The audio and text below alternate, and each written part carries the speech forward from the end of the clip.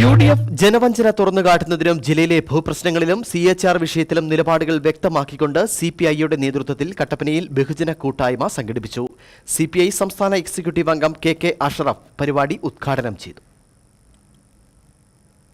വിഷയത്തിൽ മാത്രമല്ല, ഇവിടെ എല്ലാ പട്ടയ പ്രശ്നത്തിലും ഒരുപാട് നൂലാമാലകളുണ്ട്.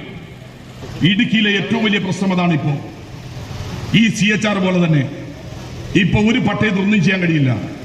അനധികൃത നിർമ്മാണം പൊളിക്കണമെന്ന് പറയാൻ, 64 ചട്ടം ലംഘിച്ച കെട്ടിടങ്ങളെല്ലാം പൊളിക്കണമെന്ന് പറയാൻ, വ്യാപാര സ്ഥാപനങ്ങൾ പൊളിക്കണമെന്ന് പറയാൻ, ഇവിടെ ചെയ്തിട്ടുള്ള എല്ലാ ചമയങ്ങളും പൊളിക്കണമെന്ന് പറയാൻ പരിസ്ഥിതിവാദികളും അതിന് സഹായകരമായ നിലപാട് സ്വീകരിക്കുന്ന കോടതികളും ഉണ്ട് എന്ന യാഥാർത്ഥ്യം മുമ്പിലാണ് നിൽക്കുന്നത്.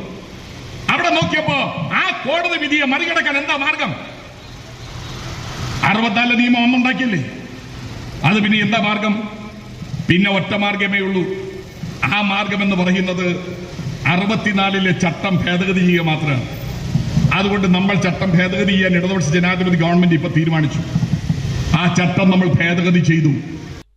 സങ്കീർണമായ ഭൂമി പ്രശ്നങ്ങൾ നിലനിൽക്കുന്ന ജില്ലയാണ് ഇടുക്കിയെന്നും സങ്കീർണതയിൽ നിൽക്കുന്ന പ്രശ്നങ്ങളിൽ നിന്നും ജനങ്ങളെ സംരക്ഷിക്കുവാൻ ഉത്തരവാദിത്വമുള്ള പാർട്ടിയാണ് CPI എന്നും അതിനായുള്ള നിലപാടുകളാണ് സർക്കാർ സ്വീകരിച്ചു വരുന്നതെന്നും കൂട്ടായ്മ ഉദ്ഘാടനം ചെയ്തുകൊണ്ട് CPI സംസ്ഥാന എക്സിക്യൂട്ടീവ് അംഗം KK അഷറഫ് പറഞ്ഞു.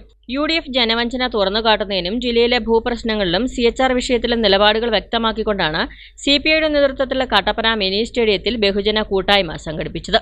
യോഗത്തിന് ഇടുക്കി മണ്ഡലം സെക്രട്ടറി ജോസഫ് കടവിൽ അധ്യക്ഷത വഹിച്ചു. ഉദ്ഘാടന യോഗത്തിൽ സംസ്ഥാന കമ്മിറ്റി അംഗം KK Sivaraman, VR Sasi, Mathew Varghese, KJ Joyce തുടങ്ങിയവർ സംസാരിച്ചു.